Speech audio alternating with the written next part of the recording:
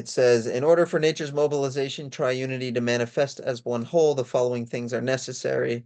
And I'm just gonna speak to the first one.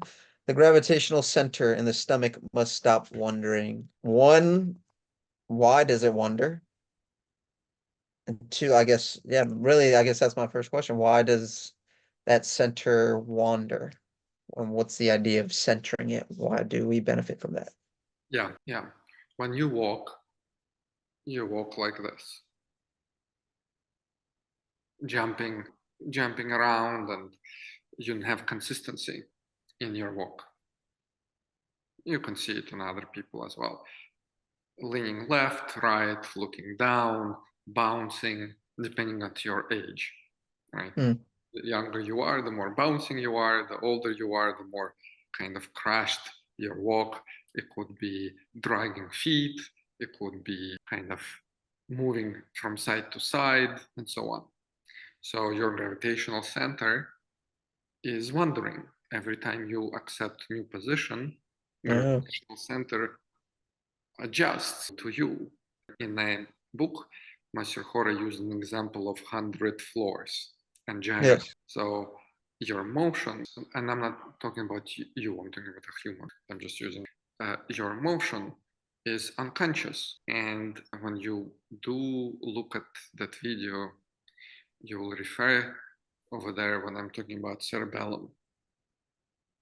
And 50% of all neurons are here in cerebellum, and Mm. they are dedicated to balancing you out in gravitational space. So bouncing requires instantaneous adjustments. Otherwise, you'll just fall. Your coordination will be off. Same thing in leopards, crocodiles, birds, snails, everything has a gravitational center, living and non-living. And every living species has their own gyroscope, their neurons balancing them out in their existence in relationship to gravitational space. When they jump, when they climb, when they swim, when they fly. So in order to for nature's mobilization triunity to manifest as one whole, the following things are necessary. One, gravitational center in stomach must stop wandering. For this to occur, this center must become realized. Realized, and when you realize it, that it exists. Realize it when you are able to use it because it exists, it has function and capabilities. One must further understand why it is necessary to stop this wandering. Reallocation of your resources, preservation of vitality, energy, and freeing up capacity.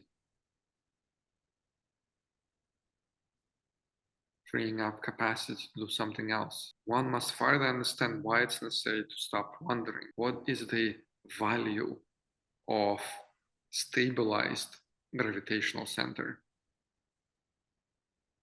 Why is it profitable to you? Why is it profitable to a human? At least to you, right? Why is it profitable? Why is it profitable to people around you? Why is it profitable to life?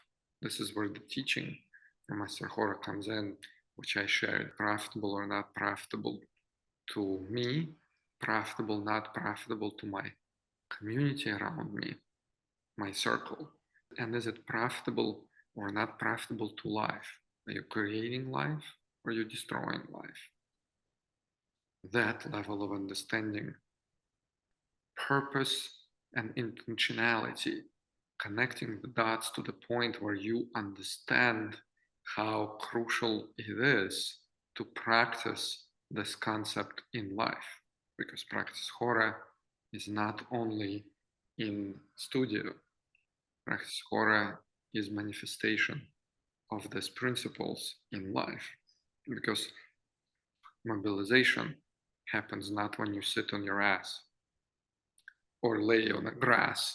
It happens in action when you are competing, when you are surviving, when you have to deal with upbringing of next generation. Number 4, nature's mobilization triunity does not develop within the person through words, thoughts, desire, or science.